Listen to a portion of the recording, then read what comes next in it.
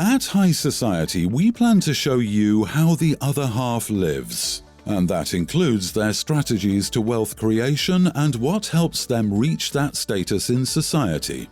In this video, we're going to look at the money habits of the wealthy, the mistakes made along the way, and share with you some key tips on money management and maintaining a healthy wealth portfolio.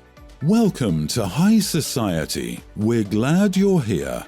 If you're new to this channel, be sure to hit the subscribe button and join High Society. When it comes to wealth and wealth creation, there is no better place to start than money, and more notably, money habits. There is a saying that is, to grow your money, you must know your money. As the world-renowned billionaire Warren Buffett said, someone's sitting in the shade today because they planted a tree a long time ago. The meaning behind it: think ahead. Don't spend all your money on the now, and plan and invest for the future. Have you planted your tree? Do you know and understand your money? Do you really understand what's coming in and what's going out? Let's continue. We are products of the current society and environment we live in, and that means we tend to spend more than we should. Not all of us, of course, but it isn't hard to see who's better at money management than others. The rise of banks and credit options shows us the appetite people have for spending money they don't actually have. It's common practice to have credit cards and loans to buy items or products we wouldn't have been able to afford without the bank's money. As reported by the International Monetary Fund in the Global Debt Database, by the end of 2018, the global debt hit $188 trillion.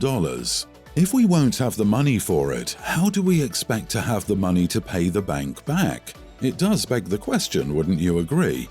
This leads us into our first point: debt. Not all debt is bad. There is such a thing as good debt and bad debt. Do you know the difference? Tell us in the comments if you can define one over the other. Here's an example.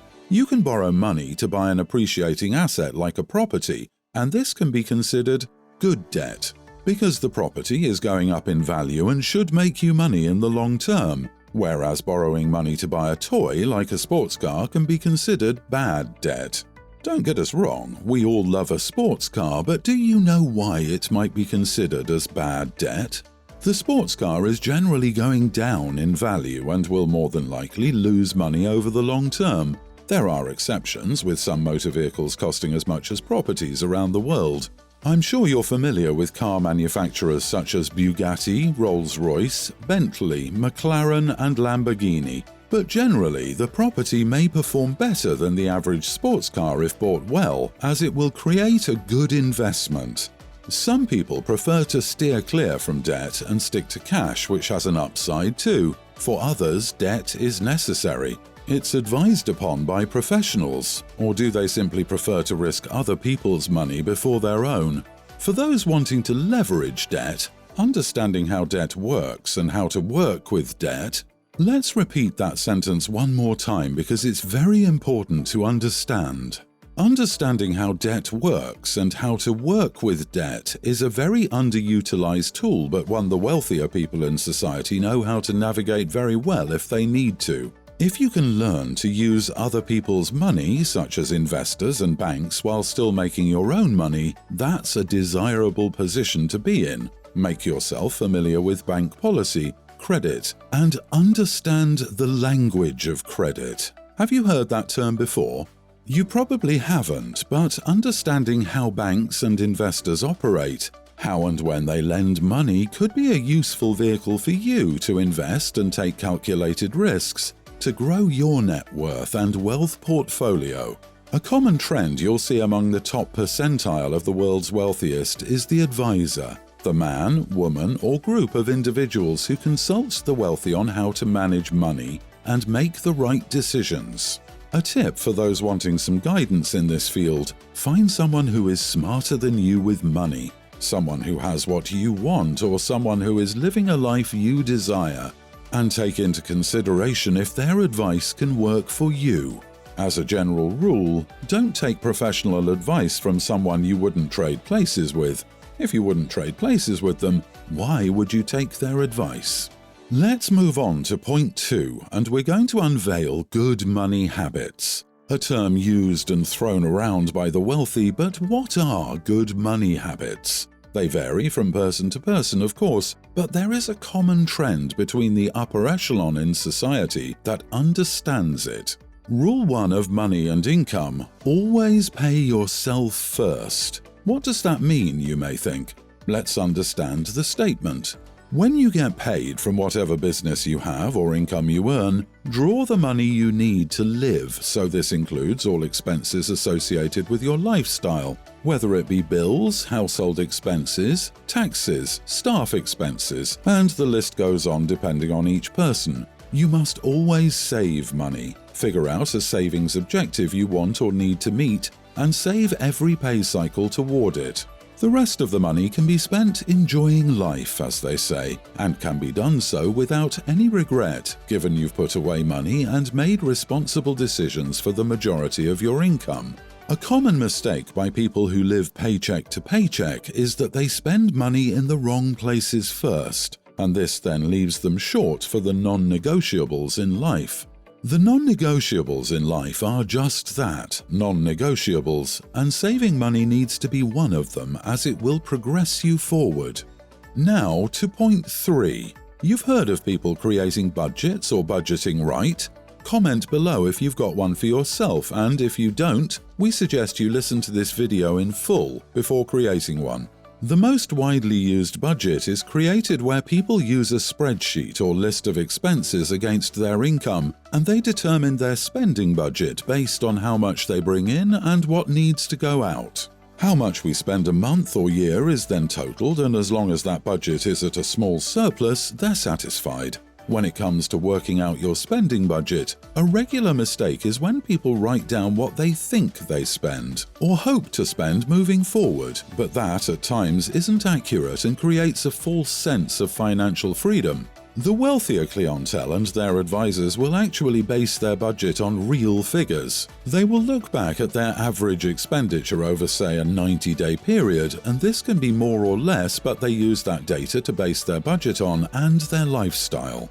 So you can try to forecast and predict the future, or you can look back at historical data which will give you a true reflection on what you're spending. Real data produces real results, and your bank account and money never lie. Keeping budgeting in mind and moving on to our final point, everyone is creating budgets based on their spending habits, but how many people are creating a savings budget based on those habits? We can tell you, not many. Why can't you have 2 budgets? They must be in complete sync, but why wouldn't you want to save as much as you spend? It is important to know where you're spending money, but it's as important, or as some of the wealthier individuals in society will tell you, it's more important to know what you're saving. Work out your saving objective. It might be buying a high-end property, buying a commercial residence, investing, buying a boat, buying a luxury car, supporting your family, or simply taking a year or 2 off to travel. Whatever it is, work it out and build a budget around how much you need to save to meet that objective. Work out a time frame you want your objective met in, and that time frame must be realistic, must be measurable, and must be a time frame that challenges you. Have you been paying attention to what we've said in this video? Have you noticed how we haven't said the word rich at all? You would have heard the word wealthy throughout, but not rich. Do you know there is a distinct difference between being rich and being wealthy? We would love to hear your opinion on the difference. Here is what you'll hear the wealthiest individuals tell you, and it's certainly our opinion here at High Society. Riches can be measured by material objects such as nice cars, yachts, and expensive houses, which we know are enjoyable and fun to have, but wealth is measured differently. Wealth can be measured in time. The longer you can go without working to earn money, the wealthier you are. Consider this common example which has been used before. If you have $1 million, you may be forgiven for thinking you're wealthy because most people would. But if your lifestyle costs you $100,000 a month and you stop earning an income, you'll run out of money in less than a year. If you stop working and your money stops, you're not wealthy. Wealth equals time and financial freedom. Do you have it? Do you want it? Be sure to comment and tell us what you'd do if you had financial freedom. In reality, most wealthy people don't live above their means and do more saving than spending. Almost every wealthy individual will tell you their wealth, their fortune, their status and portfolio came off the back of hard work, smart money habits, right choices, and living within a strict budget and lifestyle. In summary, most wealthy people will look at their personal finances like a business or similar structure. How much money is coming in? How much money is going out? What is costing more than it should? And where am I making the most money for doing the least work? It isn't about being lazy, but more about smart money choices and having money work for you and not you work for it. We know there is more to life than money, and money isn't everything, but we live in a world and a society where we need money, and others want it more than they need it. So, regardless of your thoughts on it, we need it, and because of that, we need to be smart with it. What is the bottom line in your personal finances? Are you living a life that is deemed profitable, or are you going backwards because you spend too much? Do you have financial freedom? Tell us in the comments below. As this rendezvous comes to an end, we encourage you to tell us in the comments what other topics you'd like us to cover. Don't forget to like this video, subscribe, and turn on post notifications. Until next time, thanks for watching.